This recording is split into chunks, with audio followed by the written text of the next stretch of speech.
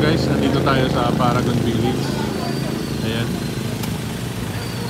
Ang tinayong bahay dito nasa 3,100. Pero ngayon, siguro mga 10 units na lang ang reopen natin dito. Since reopen po siya, RFO unit na siya. Ito yung turnover unit natin ng inner lot. Ayan, pasukin natin ang loob. Ang lot area is 36 at ang floor area is 44.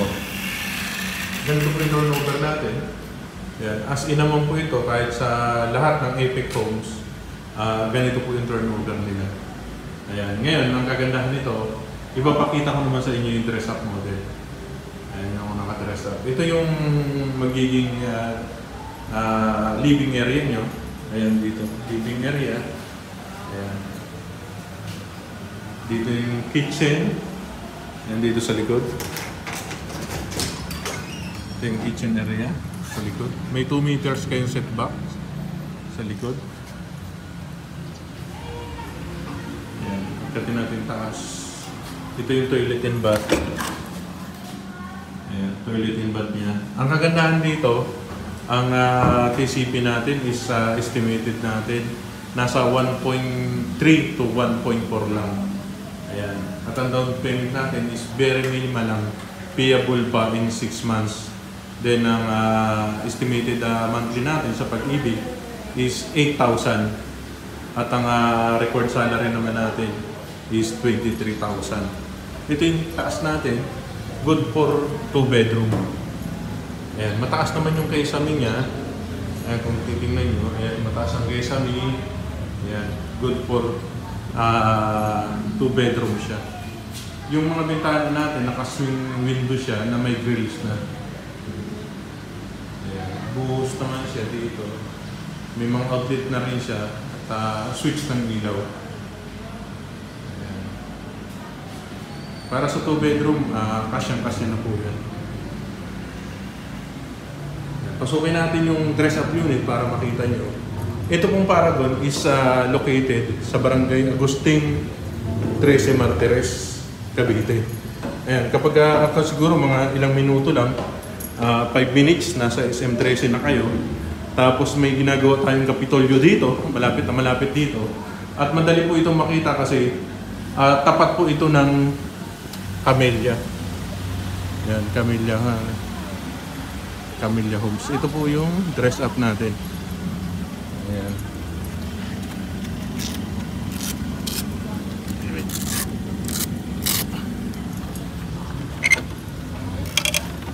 Tanggal muna tayo sa pait.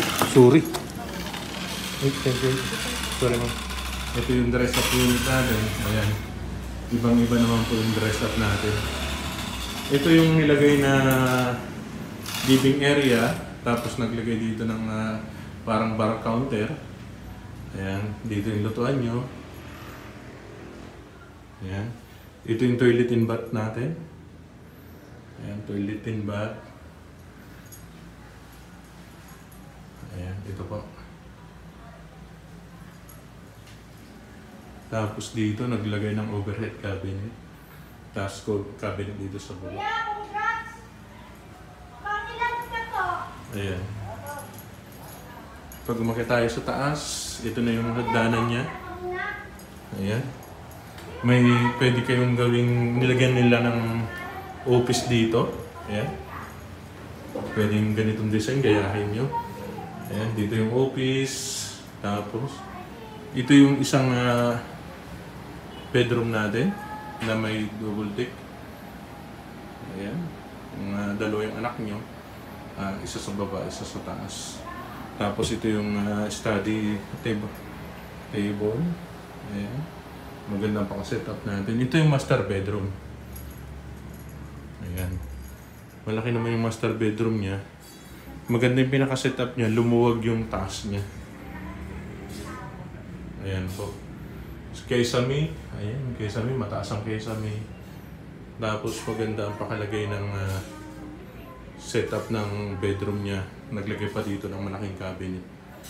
Ayan. PM lang po kayo kasi kaunti na lang po yung unit natin. Highway lang po ito pagpasok nyo. Tabing kalsada lang po ang Paragon. Yan. Pasilip ko rin sa inyong bahagya yung kalsada natin para makita nyo. Ayan.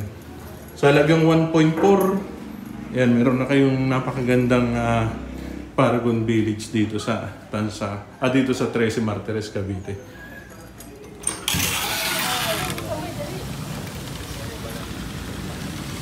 Okay na, sir. Salamat. Ayan, mga nag-tripping dito. Ayan. Ito po yung village natin. Ayan, meron na tayong clubhouse, basketball courts. Ayan. Yung community natin dito is talagang gamit na gamit na. Ayan, yan ito yung sa security natin. Ayan, tapat niya, Camellia. Ayan po, 13 Martires. Ayan, highway na mismo, kalsada na mismo. Meron na rin dito na hindi kami hirapan. Meron ditong terminal ng tricycle dito sa gilid. Ayan, kung makikita nyo, Camellia 13. Ayan, tapat ng Camellia 13. Ito yung tricycle natin sa gilid. Ito yung gate